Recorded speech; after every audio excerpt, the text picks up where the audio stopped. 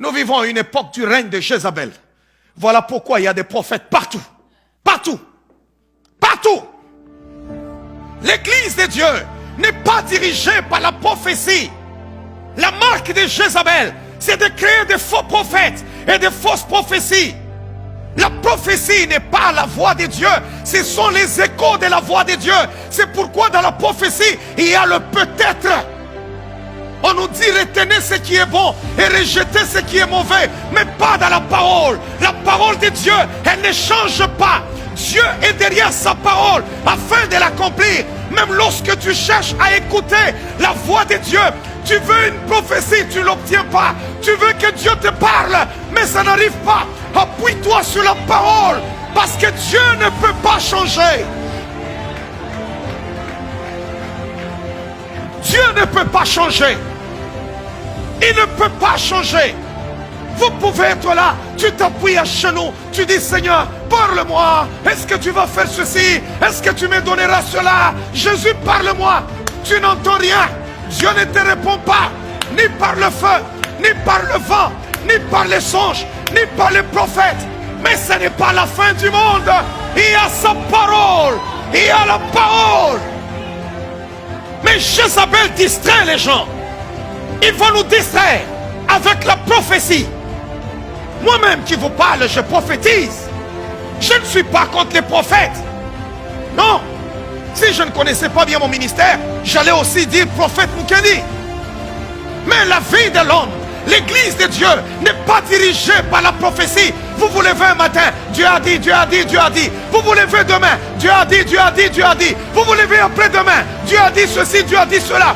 Je m'en fous qui que tu sois. Tu peux venir me dire Dieu a dit. Mais la parole de Dieu déclare, même un ange, s'il venait du ciel pour venir vous annoncer un autre évangile que celui qui nous a déjà été annoncé, qu'il soit anathème.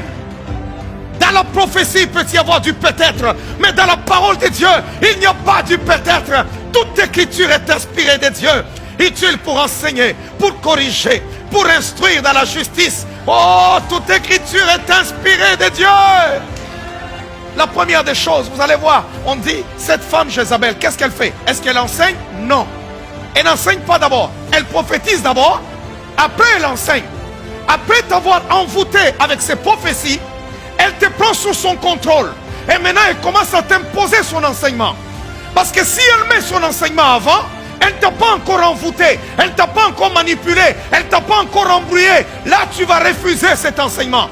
Elle se fait d'abord prophétesse. Elle te donne des prophéties avec exactitude. Et puis à la fin maintenant, elle commence maintenant à enseigner. Et quand elle enseigne, là tu dis, waouh, c'est correct. Ah, c'est correct. Je suis désolé. L'église de Dieu n'est pas dirigée par la prophétie. Le prophète peut commettre une erreur, mais la parole de Dieu ne commet pas l'erreur.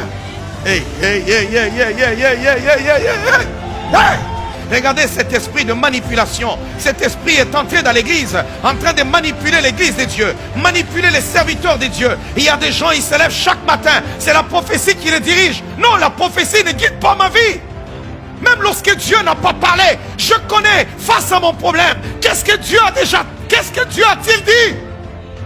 Tout ce que je cherche est déjà dans la parole. Tout ce que j'attends est dans la parole. Tous mes problèmes sont dans la parole. Les solutions sont dans ma parole. Les attentes de ma vie sont dans la parole. C'est dans la parole. Est-ce que quelqu'un m'entend? La Bible dit quoi? Nous prophétisons en partie.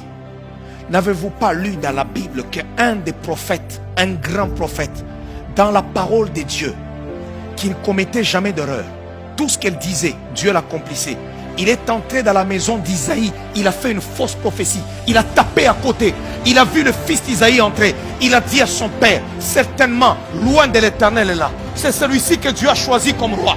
Mais il a entendu Dieu lui dire, écoute jeune homme, je l'ai déjà rejeté, ce que tu dis là, ce sont tes pensées, c'est la chair qui a parlé, ce sont tes émotions qui ont parlé, parce que tu as vu un homme grand, tu as vu un homme costaud, il parle bien, il sait comment manier, je ne sais pas, la langue de Molière. Et tu as dit, loin de l'Éternel est ici. Ça, ce n'est pas moi. Il voit le deuxième, il tape encore à côté. Mais écoutez, la seule chose qui ne peut pas taper à côté, c'est la parole de Dieu. C'est pour cela que la Bible déclare, au commencement était la parole. Au commencement, il n'y avait pas la prophétie. Au commencement, il n'y avait pas de miracle. Au commencement, il n'y avait pas de ceci, cela. Mais au commencement était la parole. Lisez la parole de Dieu, chrétien. Lisez la parole de Dieu.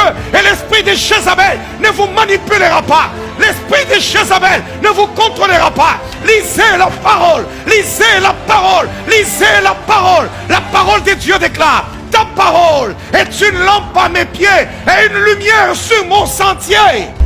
On n'a pas dit la prophétie est une lampe à mes pieds. Des fois nous prophétisons, des fois nous-mêmes on ne comprend pas ce qu'on a dit. Mais c'est plus tard qu'on se rend compte que, oh, c'est ce que Dieu m'avait dit, c'est ce qu'il voulait me dire. Mais comment est-ce que ce que je n'ai pas compris peut m'aider à marcher? La prophétie ne dirige pas ma vie. Ce qui dirige ma vie, c'est la parole de Dieu. Même si le prophète a tapé à côté, ça ne peut pas ébranler ma foi, parce que ma foi est bâtie sur la parole de Christ. Mais le règne de Jézabel, c'est prendre la prophétie, la mettre au-dessus de la parole. Voilà pourquoi l'enseignement vient en seconde position. Il faut d'abord qu'elle prophétise. Nous vivons à une époque du règne de Jézabel. Voilà pourquoi il y a des prophètes partout. Partout. Partout. J'espère que quelqu'un m'écoute là où tu es. Tu es en train d'écouter cette parole. Et tu dis: Seigneur, sauve-moi de cet esprit de Jézabel. Seigneur, sauve-moi. Et prends la résolution aujourd'hui d'aimer la parole de Dieu, de méditer la parole du Seigneur, d'entrer en profondeur, d'être un chrétien affermi, pas un chrétien qui court seulement derrière une parole prophétique.